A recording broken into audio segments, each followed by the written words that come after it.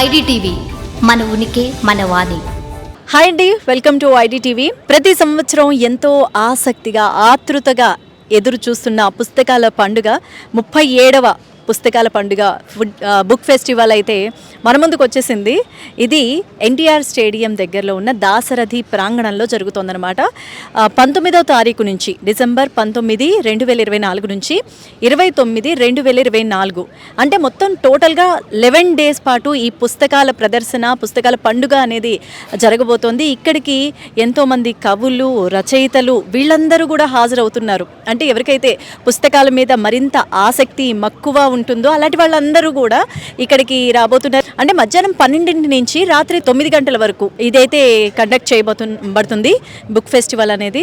So దీనిలో భాగంగా రోజుకొక యాక్టివిటీ అనేది కూడా ఇక్కడ కండక్ట్ చేస్తున్నట్టు తెలుస్తుంది. ఎందుకంటే ఇప్పుడే ఒక అనౌన్స్మెంట్ అయితే జరుగుతోంది. దీనిలో ఉన్న మెంబర్స్ అందరూ ఎవరైతే పుస్తకాల మీద ఆసక్తిగా ఉంటారో, పుస్తకాలు చదవాలని, రకరకాల పుస్తకాలు గ్యాదర్ చేయాలని ఆసక్తి కనబరుస్తారో వాళ్ళకి పుస్తక నడక చాలా డిఫరెంట్గా ఉంది కదా. బుక్ వాక్ అట. అంటే మనం ఇప్పటి వరకు అయితే వాక్స్, చాలా రకాల వాక్స్ వింటూనే ఉన్నాం. బుక్ వాక్ అనేది అంటే పుస్తకాల మీద ఆసక్తి ఉన్న వాళ్ళందరూ కూడా ఈ పుస్తక నడకలో పార్టిసిపేట్ చేయొచ్చు అని చెప్పేసి ఇప్పుడే ఒక అనౌన్స్మెంట్ కూడా చేయడం జరిగింది. సో ఈ బుక్ ఫెస్టివల్ కూడా సీఎం రేవంత్ రెడ్డి గారి చేతుల మీదుగా ప్రారంభమైనట్టు మనకి తెలుస్తోంది. అలాగే ఈ 37వ హైదరాబాద్ బుక్ ఫెయిర్ 2024 బ్యానర్ కూడా చాలా పెద్దగా కనిపిస్తోంది. అంటే పుస్తకాలు రా రా అని పిలుస్తున్నట్టుగా అనిపిస్తోంది చెప్పాలంటే. చూడండి ఎంతమంది ఇక్కడ గ్యాదర్ అవుతున్నారో. స్కూల్ పిల్లలు ముఖ్యంగా ఏంటంటే చైతన్యం రావాల్సింది, చైతన్యం వచ్చేది ఎప్పుడు అంటే రకరకాల పుస్తకాలు చదివినప్పుడు. కాబట్టి ఇక్కడికి ఎక్కువగా స్టూడెంట్స్ కూడా ఎక్కువగా వస్తున్నట్టు కూడా కనిపిస్తోంది. సో 1 కాదు 2 కాదు 11 రోజుల పాటు ఈ పుస్తక ప్రదర్శన అనేది ఉంటుంది. కాబట్టి ఈ అవకాశాన్ని అయితే తప్పకుండా అందరూ యూజ్ చేసుకుంటారని నేను అనుకుంటున్నాను. ఒకసారి చూద్దాము అసలు లోపల ఎలాంటి బుక్స్ ఉన్నాయి, ఎన్ని సంవత్సరాల నాటి బుక్స్ ఉన్నాయి, ఎన్ని లాంగ్వేజెస్లో ఉన్నాయి, ఎంతమంది రచయితలు రాసిన ఇంట్రెస్టింగ్ కంటెంట్స్ ఉన్న బుక్స్ ఉన్నాయి అనేవంతా కూడా మనం లోపలికి వెళ్ళి చూద్దాము. అండ్ ఇక్కడ చూడండి ఫుడ్ ఫెస్టివల్ కూడా జరుగుతుందన్నమాట.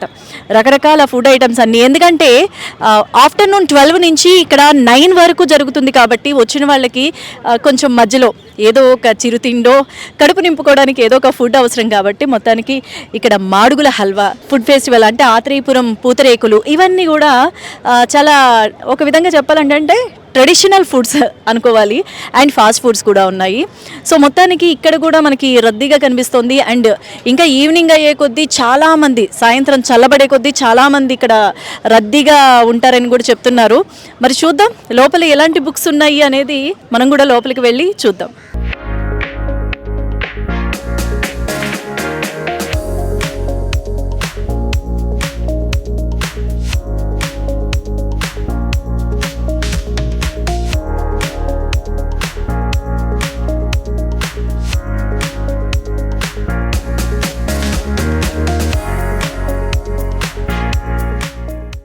సో పుస్తక ప్రదర్శన, అసలు ఇక్కడ పుస్తకాల పండుగ జరుగుతోంది అంటే మీ కృషి ఇక్కడ చాలా స్పష్టంగా కనిపిస్తోంది.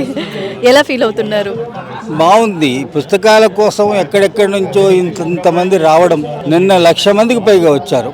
ఇట్లా పుస్తకాల కోసం ఒక ఆతృత, లేకపోతే దాని పట్ల ఆపేక్ష, చదవాలి అనేటువంటి కాంక్ష, ఇవన్నీ కలగలిసి పుస్తకాల కోసం నిన్న క్యూల్లో నిలబడి, లోపలికి ఎంటర్ కావడానికి క్యూలలో నిలబడి అంతంత దూరం నుంచి కూడా వచ్చారు.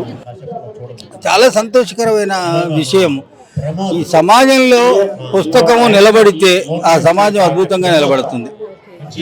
పుస్తకము ఏం చేస్తుందంటే, చాలామంది చెప్తున్నట్లుగా, అందరూ చెప్పుకుంటున్నట్లుగా, ఆ పుస్తకానికి సంబంధించిన జ్ఞానం లోపలికి వెళ్ళగలిగితే అది మనని తప్పనిసరిగా మారుస్తుంది.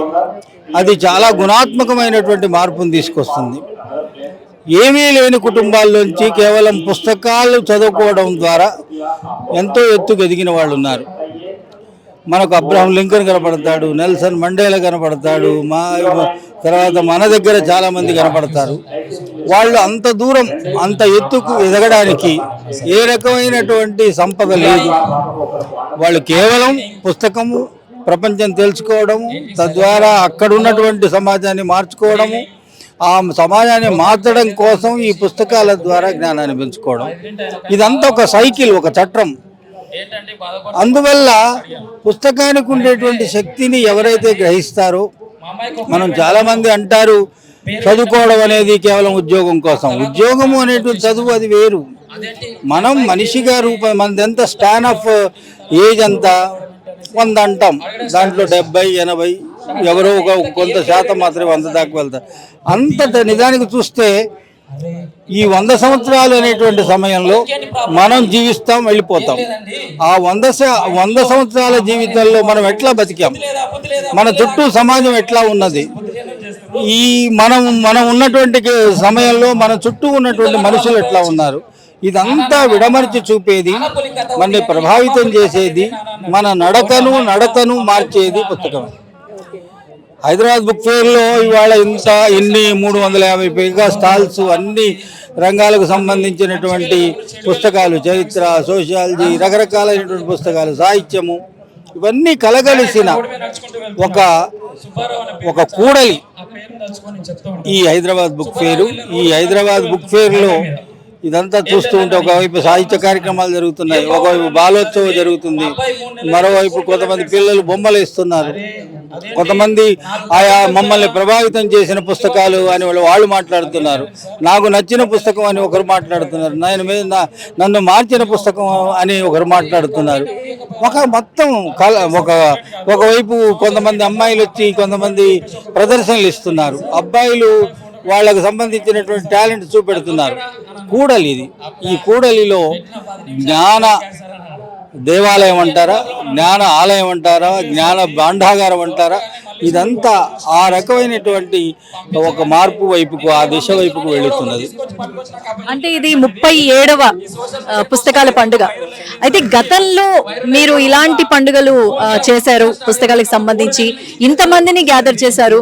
అయితే ఇప్పుడు ప్రస్తుతం టెక్నాలజీ పెరిగిపోయింది, ప్రతి ఒక్కరికి చేతిలో ఫోన్ లేనిదే క్షణం గడవని పరిస్థితి. మరి ఇప్పుడు ఈ సంవత్సరం మీరు ఇంతమందిని గ్యాదర్ చేయడానికి ఇక్కడికి వస్తున్న వాళ్ళు ఎక్కువగా యువత ఉన్నారా? ఎలా ఉంది అంటే గతానికి ఇప్పుడు ప్రస్తుతానికి ఏంటి తారతమ్యం ఏమన్నా మీరు గమనించారా? అన్ని వర్గాల వాళ్ళు ఉన్నారు, చిన్న పిల్లలు ఉన్నారు, యువకులు ఉన్నారు, మా ఏజ్ గ్రూప్ వాళ్ళు ఉన్నారు, మాకంటే పెద్ద ఏజ్ గ్రూప్ వాళ్ళు ఉన్నారు. ముఖ్యంగా ఇక్కడ కనిపిస్తున్నది యువత ఎక్కువ పాత్ర కనపడుతున్నది ఈసారి. ఇందాక ఒక వక్త మాట్లాడుతూ అన్నారు, ఐజీ గారు అనుకుంటా, ఏమన్నారంటే దేన్ని ఎంతవరకు మేరకు వాడుకోవాలో, మనకు సెల్ ఫోన్ని ఎంత మేరకు వాడుకోవాలి, పుస్తకాన్ని ఎంత మేరకు వాడుకోవాలి, ఈ ఔచిత్యం తెలిస్తే, లేకపోతే ఇది తెలిస్తే చాలా బ్రహ్మాండంగా ఉంటుందన్నారు. అట్లా దేన్ని పుస్తకానికి ఇవ్వాల్సిన విలువనిస్తూనే, దాంట్లో వచ్చేటువంటి ఫీలింగ్ని పొందుతూనే, అది చదవడం కోసం మనం ప్రయత్నిస్తూనే, అటు సెల్ ఫోన్లో ఉన్నటువంటి దాన్ని ఎంత మేరకు వాడుకోవాలో అది వాడుతూ చేయాలి. అప్పుడు మాత్రమే మనం బ్యాలెన్స్డ్గా ఉండగలుగుతాం. బ్యాలెన్స్డ్గా ఉండి ముందుకు పోగలిగితే బ్రహ్మాండమైనటువంటి రిజల్ట్స్ వస్తాయి. చాలామంది పిల్లలు మనం చూస్తాం, ఇంజనీరింగ్ పిల్లాడు ఒక అబ్బాయి కనిపించాడు నిన్న, తీసుకొచ్చి సార్ నేను పోయమ్స్ రాశాను చూడండి అన్నాడు. సెల్ ఫోన్లోనే చూపెట్టాడు. ఆ నోట్ ఉంటుంది దాంట్లో సెల్ ఫోన్లో, ఆ నోట్లో చూపెడితే నేను సంతోషపడ్డా. ఏం చదువుతున్నావు అంటే నేను కంప్యూటర్ ఇంజనీరింగ్ చదువుతున్నాను సార్. కవిత్వం అద్భుతంగా రాస్తున్నాడు. అంటే ఒక రంగంలోకి ఇప్పుడు ఇందాక ఐజీ గారు వచ్చారు, రమేష్ గారు, ఆయన వచ్చి పుస్తకాలకు సంబంధించిన తన ఇష్టాన్ని ప్రకటించుకోవడం కోసం మేము ఇవాళ పుస్తకాల నడక, బుక్ వాక్ అనేటువంటిది లోయర్ ట్యాంక్ బండ్ నుంచి ఇక్కడ దాకా నిర్వహిస్తూ ఉంటే దాంట్లో పాల్గొనడానికి ఆయన హుటాహుటిని వచ్చి వేదిక దాకా వచ్చాడు. అంటే పుస్తకాలు లాగుతాయి, పుస్తకాలు ఆకర్షిస్తాయి. పుస్తకాలకు సంబంధించినటువంటి జ్ఞానాన్ని పొందడానికి సన్నద్ధమైతే అది ఏదో ఒక విధంగా మనని అద్భుతాల్లోకి తీసుకెళ్తుంది. మనతో పాటు POW సంజయ్ గారు ఉన్నారు. సో అందరికీ సుపరిచితురాలు. మేడం చెప్పండి, అసలు ఈ తరం యువతకి పనికొచ్చే విధంగా ఈ బుక్ ఫెస్టివల్ అనేది ఉంది అని చాలా మంది అంటున్నారు. మీ అభిప్రాయం ఏంటి ఈ బుక్ ఫెస్టివల్ గురించి? అంటే ఒక రకంగా అది నిజమేనండి. అంటే గత ఫేర్స్తో పోలిస్తే ఈసారి ఏర్పాట్లు, స్టాల్స్ మధ్య ఉన్న స్పేసింగ్ అన్నీ కూడా చాలా బాగున్నాయి. అలాగే బుక్ స్టాల్స్ అన్ని యువతరానికి పనికొచ్చాయని నేను అన్నగానే యువతరాన్ని వెనక్కి తీసుకెళ్లే పుస్తకాలు వచ్చాయి, ముందుకు తీసుకెళ్లే పుస్తకాలు కూడా ఉన్నాయి.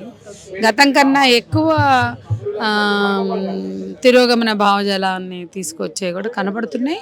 అయితే యూత్, పర్టికులర్గా యూత్, గర్ల్స్, అబ్బాయిలైనా అమ్మాయిలైనా యువత వాళ్ళే సృష్టించిన సాహిత్యం వాళ్ళే స్టాల్స్ పెట్టుకుని అమ్ముకోవడం ఈసారి ప్రత్యేకత. చాలా యంగ్ రైటర్స్ చూస్తున్నాం. అట్లాగే గతం కన్నా ఎక్కువగా రైటర్స్ తమ పుస్తకాలు అమ్ముకుంటున్నారు ఆయా స్టాల్స్లో, వాళ్ళు టేబుల్స్ లాగా పెట్టుకుని. అది కూడా నాకు ప్రత్యేకంగా కనిపిస్తుంది. అయితే ఒకటి యువతకు మనం ఇవ్వాల్సిన సందేశం కానీ ఈ బుక్ ఫేర్స్ని ఎంకరేజ్ ఎందుకు చేయాలి అంటే, ఇది నిజంగా పుస్తకాల పండగ అని పెట్టారు కదా, వాళ్ళు పెట్టుకున్నట్లుగా పుస్తకాల పండుగ. గతంకి ఇప్పటికీ ఆ పండగ వాతావరణం, బుక్ ఫేర్ వాతావరణం బాగుంది. ఇప్పుడు పిల్లలంతా ఫోన్లకి, చిన్న చిన్న పిల్లలు రీల్స్కి, ఫోన్లకి అలవాటు పడిపోయారు. ఈ ఫోన్లకి, రీల్స్కి 24 గంటలు ఇట్లా స్క్రీన్ టచ్లు చేస్తున్న పిల్లలకి ఇక్కడ తీసుకొచ్చి పుస్తకాలు ఏంటి, పుస్తకాల్లో ఉన్న టేస్ట్ ఏంటి చూపించాలి. మేమందరం చాలా చిన్న వయసులో, అంటే మాకు ఊహ వచ్చిన నుంచి పుస్తకాలు చదివే ఈరోజు కూడా ఇట్లా మిగిలి ఉన్నాం. కాబట్టి పుస్తకాలు చదవకుండా ఏ జనరేషను అభివృద్ధి చెందల. ఆయా కాలపు సాహిత్యం, కాల్పనిక సాహిత్యం కావచ్చు, ఫిక్షన్ కావచ్చు, సైన్స్ కావచ్చు, ఆయా కాలాల్లో వచ్చినటువంటి వెలువల, ప్రతి కాలం వెలువల సాహిత్యాన్ని సృష్టించింది. కొన్ని సమాజానికి ఉపయోగపడే, కొన్ని కాలాలు సమాజానికి వాగ్దానం చేస్తూ సమాజానికి ఉపయోగపడే సామాజిక స్పృహని పెంచి పోషించే సాహిత్యాలు ఒక కాలం సృష్టించింది. అది ఇటీవల తగ్గిపోతున్న టైంలో మళ్ళీ కొంత స్పృహని పెంచేవి, వివిధ అస్తిత్వాలని తట్టి లేపేవి సాహిత్యం వస్తున్నాయి. ఆ సాహిత్యాన్ని, అట్లాగే పిల్లల సాహిత్యం, అట్లాగే సైంటిఫిక్ టెంపర్ని పెంచే సాహిత్యం, ఇవి ఆదరించాలి, వీటిని ప్రోత్సహించాలి. ఆ సాహిత్యం కూడా ఇక్కడ ఉంది. అవి ఎంచుకుని చూస్తే బాగుంటుంది. అంటే మీరు అన్నారు కదా కొత్త రచయితలు కూడా వస్తున్నారు అని. సో మీరు చూసిన ఈ కొత్త రచయితల్లో పాత రచయితలకి వీళ్ళకిద్దరికీ ఉన్న డిఫరెన్స్ ఏం గమనించారు? పాత వాళ్ళు కూడా కనిపిస్తున్నారు. ఎవరి పుస్తకాలు వాళ్ళు, తమ పుస్తకాలను తాము అమ్ముకునేటువంటి వాళ్ళు రచయితలు నేను చాలా మందిని చూస్తున్నా. బట్ ఈ యంగ్ జనరేషన్ వాళ్ళని చూస్తే వీళ్ళకి స్పృహ మెండుగా ఉంది. వీళ్ళు కొంచెం అన్నీ చదువుతున్నారు, అన్ని ధోరణుల్ని తెలుసుకుంటున్నారు, అవగాహన పెంచుకుంటున్నారు. ఎన్నో ఏళ్ల పాటు స్టడీ చేసిన స్త్రీవాదులు, మహిళా ఉద్యమాల కార్యకర్తలు ఎంతో కాలం ఉద్యమాలతో ప్రయాణం చేసి సాహిత్యంతో, సాహిత్య అభిరుచితో తెలుసుకున్న విషయాల్ని ఈ కాల పిల్లలు కొంతమంది వాళ్ళకి అందుబాటులో ఉన్నటువంటి లిటరేచర్ కానీ ఇతరత్ర తొందరగా ఎక్స్పోజర్ ఉండడం, ఫోకస్డ్గా ఉండడం వలన తెలుసుకున్నారు. వాళ్ళు సృష్టించిన సాహిత్యం కూడా నాకు కనిపిస్తుంది, వాళ్ళలో ఆ స్పృహ కనిపిస్తుంది. అంటే ఆ స్పృహ కనిపిస్తుంది. సరే, అది ఈ కన్జ్యూమరిస్టిక్ వాల్యూ సిస్టంలో ఈ సామాజిక ఒత్తిళ్ల మధ్య ఎంతకాలం ఆ స్పృహను వాళ్ళు నిలబెట్టుకుంటారో తెలీదు. అలా మా కళ్ళ ముందు అట్లా స్పృహతో బయలుదేరి మళ్ళీ ఎక్కడో ఒక దగ్గర రాజీ పడిపోయిన వాళ్ళని కూడా చూస్తున్నాం. మరి అదే స్పృహతో తమ ప్రయాణం కొనసాగిస్తారని ఆశిస్తూ ఈ పిల్లలు, ఈ జనరేషన్ ముందుకు రావాలనేది నా అభిప్రాయం. మనతో పాటు సీనియర్ జర్నలిస్ట్ పాచం యాదగిరి గారు ఉన్నారు. మరి పుస్తకాల పండుగ గురించి ఆయన అభిప్రాయం కూడా తెలుసుకునే ప్రయత్నం చేద్దాం. సార్, ఎలా ఫీల్ అవుతున్నారు? ఈ పుస్తకాల పండుగ గురించి ఎలా ఉంది? పుస్తకాల బుక్ షాప్ ఇక్కడికి వస్తే చాలా సంతోషంగా ఉంది. సంతోషం ఎందుకంటే ఇక్కడ 354 స్టాల్స్ ఉన్నాయి. అన్ని స్టాల్స్ జనం కిటకిటలాడుతున్నారు, పుస్తకాలు కొంటున్నారు. ఎట్లా ఉందంటే తేనెటీగలు వచ్చి తేనెటీగ మీద వాడినట్టుగా ఉంది, పూల మీద తేనెటీగలు వాడినట్టుగా ఉంది. పెద్దవాళ్ళే కాదు, పెద్దవాళ్ళంటే పుస్తకాలు అలవాటు పడ్డరు. చిన్నపిల్లలు ఈ జనరేషన్ ఏమైందంటే మిర్రర్ లైఫ్కి అలవాటు పడ్డారు, బుక్ లైఫ్ లేదు. Cell phone mirror, computer mirror, TV mirror, బయట ప్రపంచం తెలియదు. తర్వాత దానివల్ల కళ్ళద్దాలు, కార్ మిర్రర్స్, ఇంకా వేరే మిర్రర్ లైఫ్ లేదు. మిర్రర్ లైఫ్ క్వాలిటీ లైఫ్ లేదు. క్వాలిటీ లైఫ్ రెండింటి వల్ల వస్తుంది. ఒకటి పుస్తక పట్టణము, రెండవది అందులో ఉన్నది వెరిఫై చేసుకోవడం, గ్రౌండ్ వెరిఫికేషన్ సంచారం. ఎడ్యుకేషన్ కోషెంట్, ఎక్స్పోజర్ కోషెంట్, ఇవి రెండు ఉండాలి. ఇక్కడ చూస్తే అదే అనిపిస్తుంది. పెద్దవాళ్ళు వస్తున్నారు, చిన్నపిల్లలు కూడా వస్తున్నారు, చాలా మంది పిల్లలు వస్తున్నారు, పుస్తకాలు చదువుతున్నారు. ఇక్కడికి నేను చూస్తే విజయవాడ నుంచి వచ్చి పుస్తకాలు కొంటున్నారు. విజయవాడలో కూడా బుక్ ఫేర్ అవుద్ది. నెల్లూరు నుంచి ఒక ఆయన వచ్చినాడు, పెంచలయ్య అని, నెల్లూరు గూడూరు నుంచి వచ్చినాడు. పుస్తకాలు చాలా పుస్తకాలు కొనుక్కొని పోయినాడు. అది నేను పుస్తకాలు ఏమన్నా తెలంగాణ పుస్తకాలు, ఆంధ్ర పుస్తకాలు అంటే కావు, తెలంగాణ పుస్తకాలే. జిల్లాలకు సంబంధించి, సిద్దిపేట జిల్లాకు సంబంధించి, మెదక్ జిల్లాకు సంబంధించిన పుస్తకాలు, తెలంగాణ సామెతల పుస్తకాలు, ఇవన్నీ కొనుక్కొని తీసుకెళ్లిపోతున్నాడు అక్కడికి. అట్లా వాళ్ళు వచ్చి ఇక్కడ జీవితం తెలుసుకోవాలనేది. అక్కడ వాళ్ళు ఇక్కడ విజయవాడ వాళ్ళు, వైజాగ్ నుంచి కూడా వచ్చినారు ఇక్కడికి. వాళ్ళు పుస్తకాలు కొంటూనే ఉన్నారు. చాలా సంతోషం. ఎందుకంటే మొన్న పూణేలో బుక్ ఫేర్ జరిగింది, రోజుకు 1,00,000 మంది వచ్చినారు. ఇక్కడ కూడా అట్లాగే అనిపిస్తుంది. ఇది 11 రోజులు ఉంటుంది, 10 రోజులు 11 రోజులు, ప్రతి ఏడాది రోరింగ్ సక్సెస్ ఇది. ఇది చూస్తే ఎక్కడ చూసినా అట్లాగే ఉంటుంది. కల్చరల్ ఈవెంట్స్, బుక్ రిలీజెస్, అందరు జనం కలుసుకోవడము, జనం కలుసుకోవాలి కూడా. లైఫ్ అంటే ఏంటంటే ఒకరినొకరు కలుసుకుంటే అది లైఫ్, అది జీవనం. అది జీవనం కూడా చాలా గొప్పగా అనిపిస్తుంది. చివరికి పోలీస్ ఆఫీసర్లు కూడా వచ్చి పుస్తకాల గురించి, వాళ్ళు చదివిన పుస్తకాల గురించి వివరిస్తున్నారు మీటింగ్లో. మీటింగ్లు కూడా జరుగుతున్నారు. 2 మీటింగ్ హాల్ అయినాయి. ఒకటేమో విజయభారతి, ఆమె చాలా గొప్ప ఆమె, విజయభారతి అద్భుతంగా రాసేవారు ఆమె, బొజ్జా తారకం గారి మిస్సెస్ ఆమె, బోయిబింబన్ గారి కుమార్తె. అదేవిధంగా ఇక్కడ పక్కన ఇంకో ఆంపీ థియేటర్ పెట్టినారు, అది సాదిక్ పేరు మీద, తోపుడు బండి సాదిక్, పుస్తకాలు తోపుడు బండి మీద పెట్టి ఇచ్చేవాడు. ఆయన జర్నలిస్ట్, ఆయన చాలా మందికి ఉచితంగా పుస్తకాలు ఇచ్చేవాడు. గురుకుల పాఠశాలకు వెళ్ళి ఉచితంగా పుస్తకాలు పంపేవాడు, లైబ్రరీ పెట్టేవాడు. ఆయన పేరు మీద సాదిక్, తోపుడు బండి సాదిక్ పేరు మీద ఇంకో హాల్ పెట్టినారు, 2 హాల్ పెట్టినారు. ఇది చాలా సంతోషంగా ఉంది ఇక్కడ చూస్తుంటే. ఇన్ని గిటగిటలాడుతున్నాయి. అంటే గతంలో రచనలు ఉండేవి, గతంలో ఇలాంటి పుస్తకాల ప్రదర్శనలు జరిగేవి.